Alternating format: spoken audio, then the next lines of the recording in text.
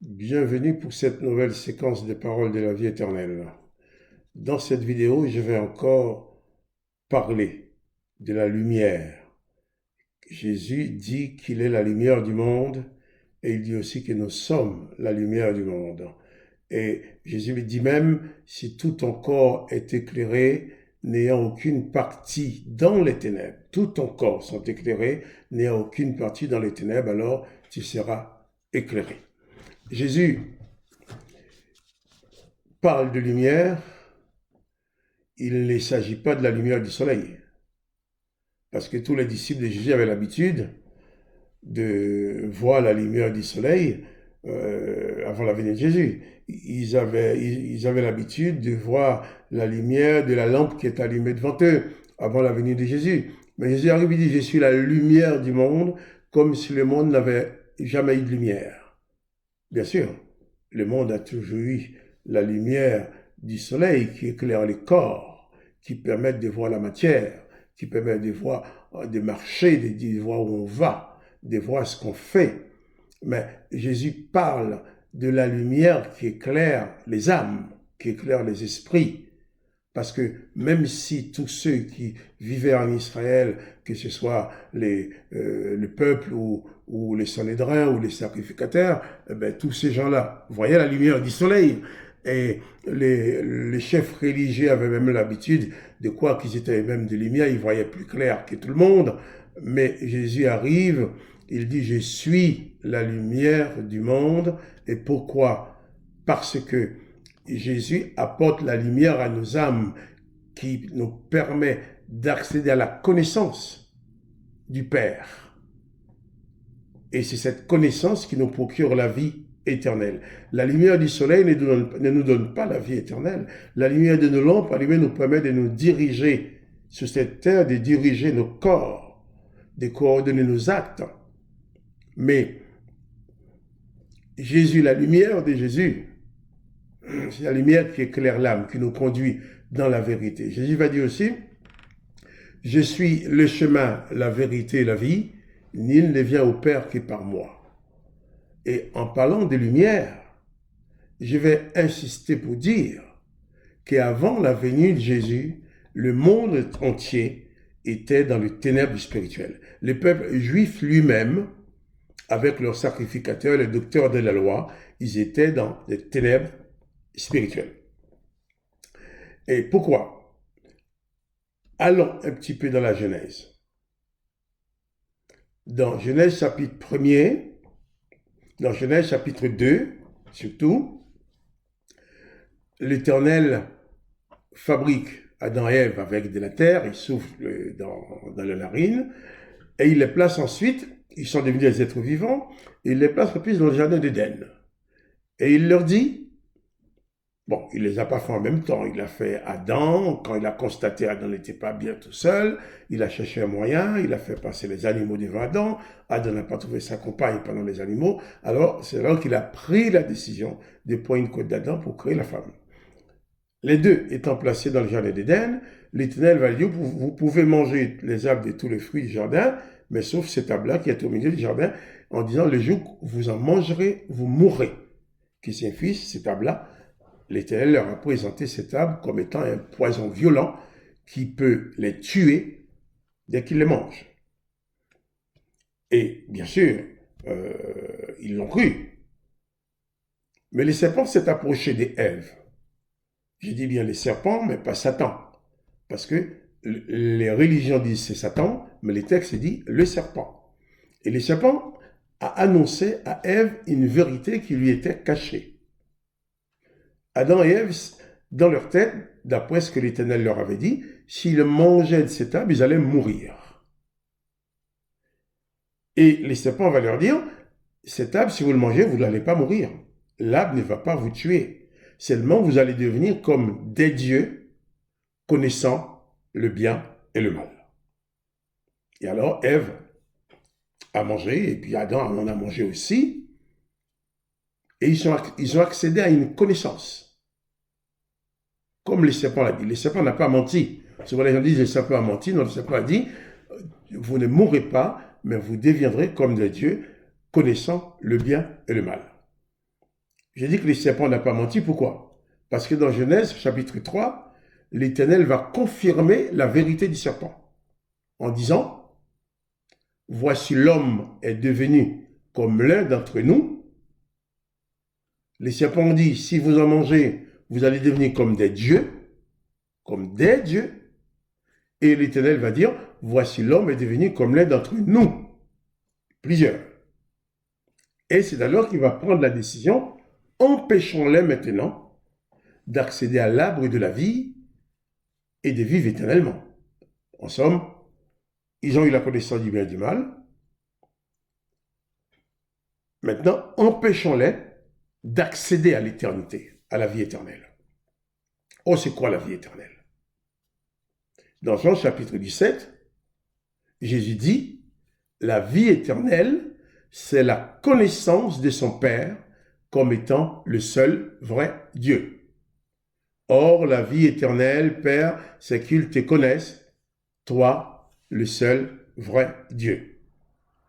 Donc, Adam et Ève étaient dans les ténèbres, dans l'ignorance, de savoir ce que cet arbre allait leur apporter. Ils en ont mangé, ils ont découvert. Maintenant, l'Éternel s'est dit bien, si Adam et Ève parviennent aussi à manger de l'arbre de vie, de cet autre arbre qui existait dans le jardin, eh bien là, ils vont découvrir, ils vont accéder à une autre connaissance. Et cette connaissance-là va leur permettre de vivre éternellement. Jésus dit, or, la vie éternelle, c'est qu'ils te connaissent, toi, Père, comme étant le seul vrai Dieu. C'est ce qui me permet de dire que si l'Éternel savait bien que si Adam et Ève avaient eu l'occasion de manger de cet arbre, de même que le premier arbre ne les a pas tués, cet arbre-là, non plus ne les aurait pas donné la vie éternelle. Mais cet arbre les aurait permis d'accéder à une autre connaissance, à la connaissance du Père, à la connaissance de l'existence du Père de Jésus-Christ. Et c'est cette connaissance du Père qui les aurait permis d'accéder à la vie éternelle. Et Jésus est venu sur la terre pour nous apporter cette lumière. Parce que, avant la venue de Jésus, le peuple servait l'Éternel, mais il ne connaissait pas le Père de Jésus-Christ. Et d'ailleurs, dans l'Ancien Testament, l'Éternel a fait toutes les promesses de bénédiction et malédiction, mais parmi les bénédictions, dans Deutéronome 28, il n'a pas dit qu'il donnait la vie éternelle. Cette règle qu'il a établie, cette condamnation qu'il a établie sur l'humanité, a toujours demeuré. Empêchons-les de vivre éternellement. Et Jésus lui arrive, il dit, mon Père, qui Adam et Ève n'ont pas pu découvrir, mon Père qui Adam et Ève n'ont pas pu connaître, c'est lui, c'est sa connaissance qui procure la vie éternelle. Or, la vie éternelle, c'est qu'ils te connaissent, toi, le seul vrai Dieu. Et Jésus apporte déjà cette lumière, qu'il est possible de vivre éternellement seulement si on connaît son Père. Philippe va dans Jean chapitre 14, Philippe dit à Jésus, Seigneur, montrez-nous le Père et cela nous suffit. Jésus va dire à Philippe, mais il y a si longtemps que je suis avec vous et tu ne m'as pas connu. Celui qui m'a vu a vu le Père. Jésus, c'est donc la lumière du Père qui vient nous éclairer, hein, et Jésus va faire quelque chose aussi. Quand le peuple va célébrer le repas de Pessah, le repas de Pâques, Adam et Ève qui n'ont pas eu l'occasion de manger l'arbre de vie qui leur aurait donné la connaissance du Père. Dans le repas du Pâques, Jésus a donné à manger aux disciples en leur disant, ce pain-là maintenant représente mon corps, ce vin représente mon sang. Et il dit, eh bien, celui qui mange de ce pain et qui boit de ce vin devient membre de mon corps. devient fils de mon Père, comme moi. Dans l'évangile de Jean, il dit, ceux qui ont reçu Jésus, Jésus leur a donné le pouvoir de devenir enfants du Père. Jésus apporte cette lumière pour éclairer les âmes, pour nous dire que, pour dire aux humains, vous étiez enfermés dans la prison de la mort, sachant que tu dois mourir, mais sans aucune espérance d'éternité. Jésus vient pour éclairer nos âmes, pour te dire à toi, il est possible de vivre éternellement, seulement si tu acceptes de devenir fils du Père. Il est possible de vivre éternellement, seulement si tu connais le Père de Jésus. La vie éternelle, c'est qu'il te connaisse. C'est la plus grande lumière que Jésus a pu apporter sur la terre. Jésus est la lumière pour nos âmes. Il nous éclaire sur notre existence, sur notre futur. Jésus nous permet de voir clair, non seulement dans ce monde matériel pour voir ce qui est devant nous, mais de voir clair spirituellement, de savoir que quand nous allons quitter cette terre, c'est pas fini pour nous. Quand l'Éternel a dit, quand l'Éternel s'était repenti d'avoir fait l'homme dans sa déception, il a fait un constat d'échec en disant, je regrette, je me repens d'avoir fait l'homme, je regrette de l'avoir fait, j'exterminerai l'homme. Jésus nous apporte la vérité. Sa lumière, il dit, eh bien, sache, tu les extermineras, mais moi je les ressuscite.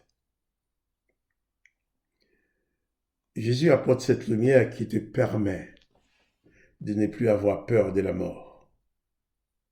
De ne plus avoir peur de mourir pour dire, c'est fini. Non, la mort n'est pas une fin pour celui qui croit en Jésus-Christ. Jésus dit, celui qui croit en moi vivra éternellement. Jésus dit aussi, la vérité, la volonté de mon Père, il dit. La volonté du Père que tu connais, c'est que quiconque voit le Fils et croit en lui, vive éternellement. L'Éternel dit, l'Éternel des armées dit, empêchons-les de vivre éternellement. Jésus dit, celui qui connaît mon Père vivra éternellement. L'Éternel des armées dit, empêchons-les de vivre éternellement. Jésus dit, celui qui croit en moi vivra éternellement. Jésus dit qu'il est la lumière pour nos âmes, la lumière pour nos esprits. Il nous sort de ces ténèbres de la mort. Avant la venue de Jésus, le peuple était dans les ténèbres, tout en récitant les psaumes 27 qui dit l'Éternel est leur lumière. Mais dans les psaumes 18, David lui-même dit, dans ce psaume 18, l'Éternel fait sa retraite dans les ténèbres. Si l'Éternel est lumière, quand il arrive dans les ténèbres, il n'y a plus de ténèbres. Mais il dit, il se cache, sa cachette, dans les ténèbres. Et à chaque fois que quelqu'un te dit qu'il faut invoquer les noms de l'Éternel, il va t'enfoncer encore dans les ténèbres, tu vas mettre un pied dans les ténèbres. Je dis, si tout ton corps est éclairé, tout ton être est éclairé, il n'y a aucune partie dans les ténèbres. À chaque fois, tu vas retourner dans l'Ancien Testament, le livre de la confusion et des ténèbres, eh bien, tu te places en dehors de la lumière du Christ.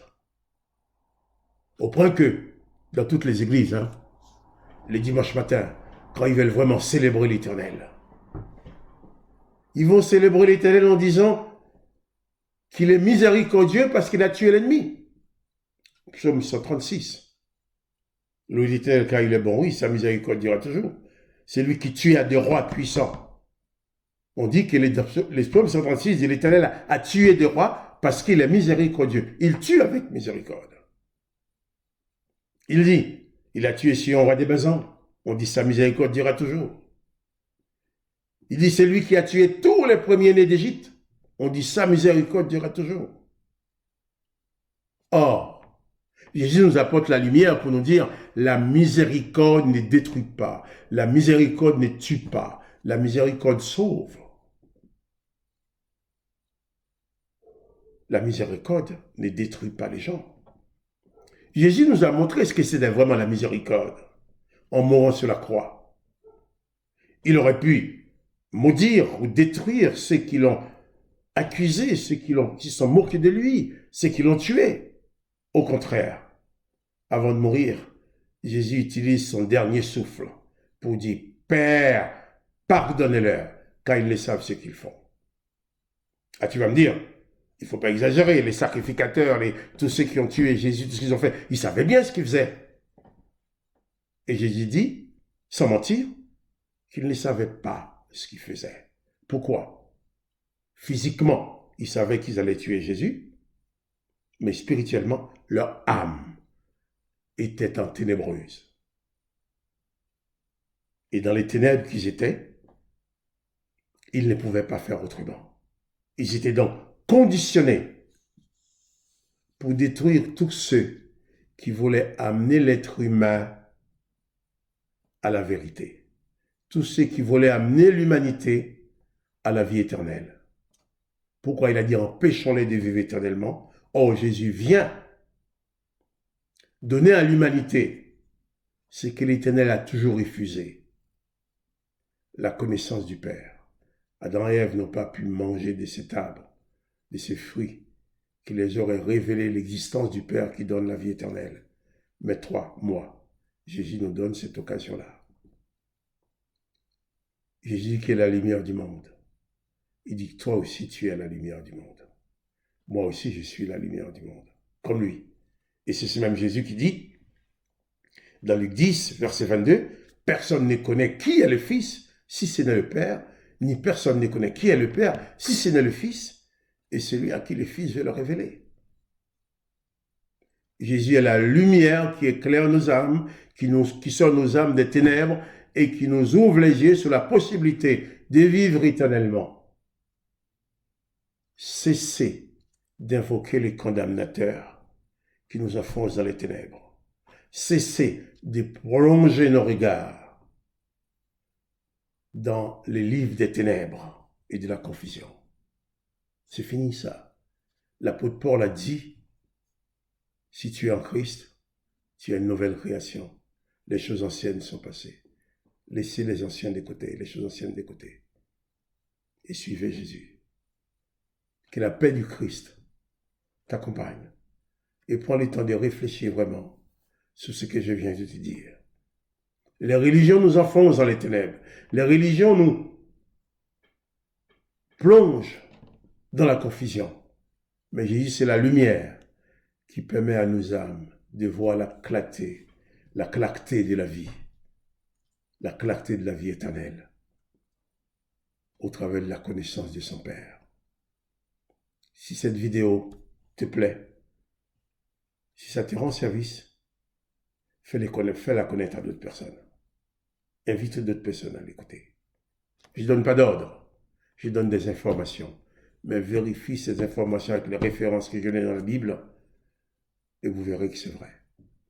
Que le nom de Jésus-Christ soit béni, que toi aussi tu sois béni et que ton âme soit parfaitement éclairée afin que tu ne puisses plus marcher dans les ténèbres ni aller enfoncer ton âme encore dans les possibles des ténèbres.